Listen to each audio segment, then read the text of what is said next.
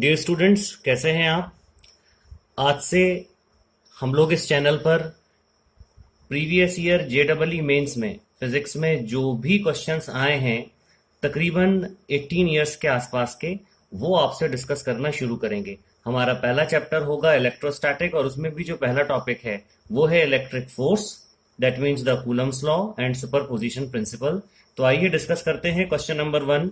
ये क्वेश्चन 2002 में पूछा गया था। क्वेश्चन कुछ इस तरह से है, if a charge q is placed at the center of the line joining two equal charges capital Q such that the system is in equilibrium, then the value of small q is। और चार option आपके सामने हैं। अब ये जो पहले तो क्वेश्चन समझते हैं हम, ये क्वेश्चन हमसे क्या कहना चाहता है। तो आइए इसका सॉल्यूशन स्टार्ट करते हैं। हमारे पास दो चार्जेस दिए गए हैं। वी हैव टू चार्जेस, ये जैसे कि आपको दिखाई दे रहा है, here it is clearly mention we have two equal charges. दो इक्वल चार्ज हमारे पास में हैं।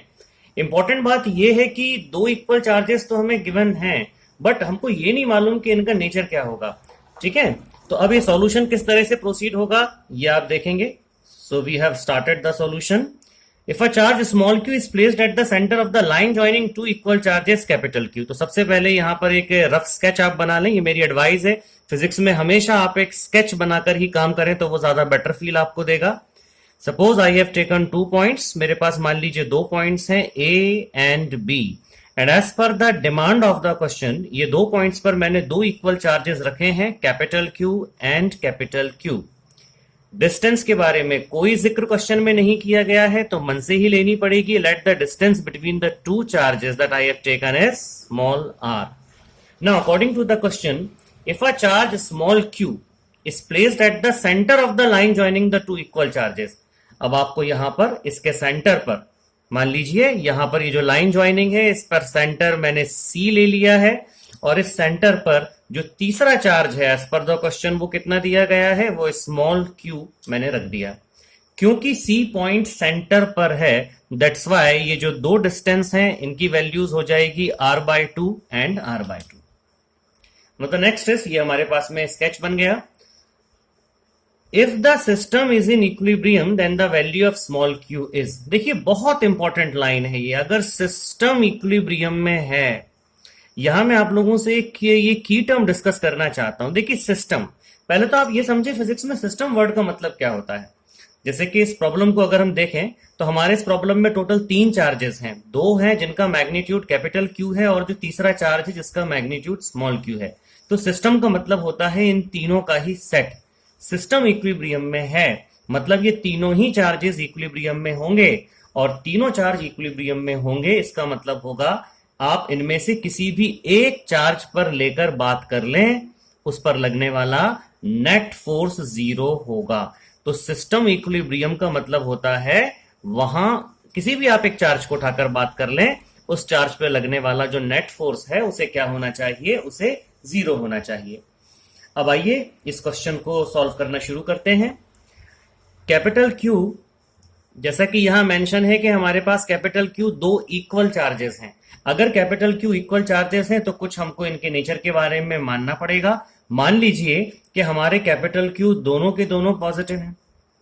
अगर कैपिटल Q दोनों पॉजिटिव हैं तो स्मॉल q की वैल्यू, क्योंकि ये मिड पॉइंट पे रखा हुआ है, सेंटर पे रखा हुआ है, तो स्मॉल q की वैल्यू चाहे पॉजिटिव हो या नेगेटिव हो, स्मॉल q पे लगने वाला नेट फोर्स तो 0 होगा। दोनों फोर्सेस यहां पे जो कैपिटल Q की वजह से होंगे वो बैलेंस हो जाएंगे। तो हमें इक्विलिब्रियम चेक स्मॉल q पर नहीं करना है।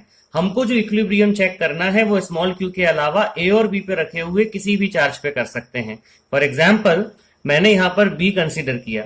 अब अगर मैं B पर बैठा हुआ कैपिटल Q चार्ज कंसीडर करता हूं, क्योंकि ये क्वेश्चन में क्लियरली मेंशन्ड है कि जो नेचर कैपिटल Q का होगा वही इसका भी होगा, तो माना है मैंने दोनों पॉजिटिव हैं, तो A वाला पॉजिटिव चार्ज B वाले पॉजिटिव चार्ज को right hand side, that means इस डायरेक्शन में रिपेल करता है। और ये जो फोर्स है इस फोर्स का नाम मैंने मान लिया F1। So this is the F1 force due to this charge placed at A। वहीं दूसरी तरफ स्मॉल q, आप खुद सोचें, यहां थोड़ा सा कॉमन सेंस आप लगाएं। अगर आप कॉमन सेंस लगाना नहीं चाहते हैं तो आपको यहां पर वेक्टर मेथड में जाकर सुपरपोजिशन प्रिंसिपल लगानी पड़ेगी। बट मेरी ये एडवाइस है कि इस क्वेश्चन की फिलहाल इतनी हार्ड एंड फास्ट डिमांड नहीं है कि आप एकदम सुपरपोजिशन प्रिंसिपल में जाकर वेक्टर मेथड से सॉल्व करें। थोड़ा सा आप अगर कॉमन सेंस लगाएं तो कैपिटल क्यू दैट मींस ये जो चार्ज यहां पर है बी पर बैठा हुआ, उसे अगर इक्विलिब्रियम में होना है तो किसी ना किसी फोर्स को F1 को बैलेंस करना पड़ेगा, और ऑब्वियसली F1 को बैलेंस करने के लिए जो भी फोर्स आएगी उसका डायरेक्शन ऑपोजिट होना चाहिए और वैल्यू F1 के बराबर होना चाहिए। मान लीजिए ये जो फोर्स है इसका नाम मैंने क्या रखा, F2, तभी जाकर हमारा B पर इक्विलिब्रियम आएगा, अदरवाइज नहीं आएगा। तो हम सबसे पहले F1 कैलकुलेट करेंगे, उसके बाद हम F2 कैलकुलेट करेंगे और दोनों को बराबर कर देंगे, इससे हमें स्मॉल q का वैल्यू मिल जाएगा। So we all know that according to Coulomb's law, F is equals to K Q1 Q2 by जो भी डिस्टेंस होती है उनके बीच में उस डिस्टेंस का square. So this is the basic and the general expression of Coulomb's law, हमको ये मालूम होना चाहिए। आप यहां एक बात और नोटिस करें, मैं कूलम्स लॉ यहां पर स्केलर फॉर्म में यूज कर रहा हूं, दैट्स वाई यहां वेक्टर नहीं है और यहां पर चार्जेस के नेचर मैंने शो नहीं किए हैं, सिर्फ मैग्नीट्यूड ही लिए हैं, क्योंकि ये पूरा सेटअप मैंने स्केलर फॉर्मेट में ही सेट किया है। आइए आगे बढ़ते हैं। अब इसी के अकॉर्डिंग मैं सबसे पहले कैलकुलेट करूंगा F1। F1 मतलब the force experienced by capital Q due to another capital Q placed at A। So it is K Q1 Q2, so that is capital Q का square divided by this distance, यानी ये हो जाएगा R का square. So this is my equation number 1। Similarly, F2 can be calculated as, now what is F2? F2 is the force experienced by capital Q due to the small q.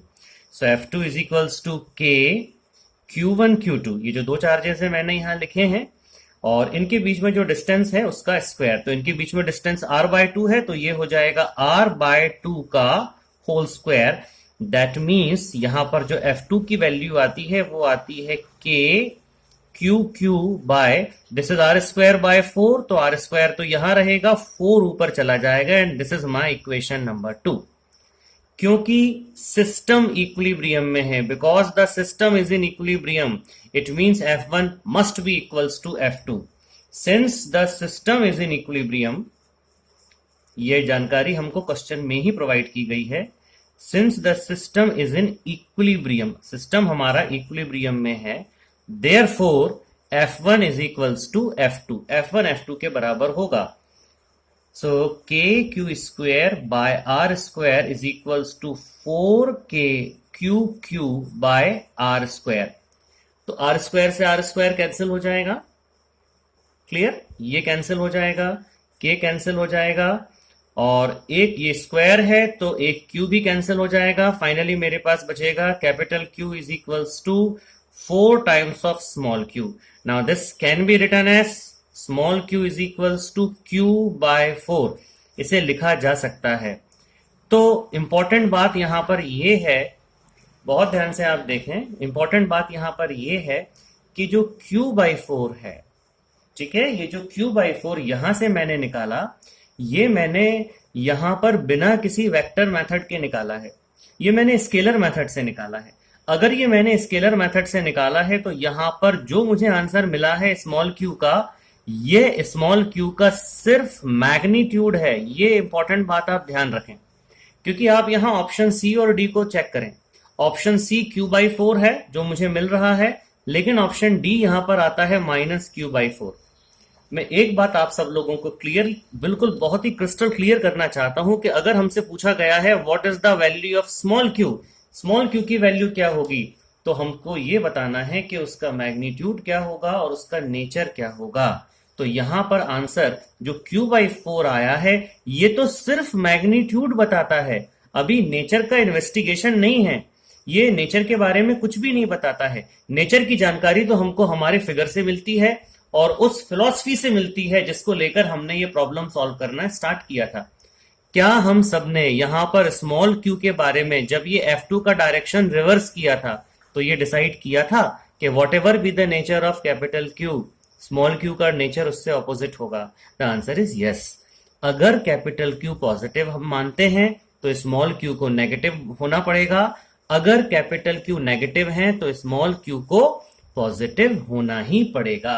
That's why the actual answer is q is equals to minus of Q by 4। This is the actual answer. ये वास्तविक answer है। ये वास्तविक answer इसलिए है क्योंकि यहां पर आपको मैग्नीट्यूड भी मिल रहा है। Here you are getting magnitude plus nature also. आप यहां दोनों बातें कर पा रहे हैं। मैग्नीट्यूड की बात भी आप कर पाते हैं, आप यहां नेचर की बात भी कर पाते हैं।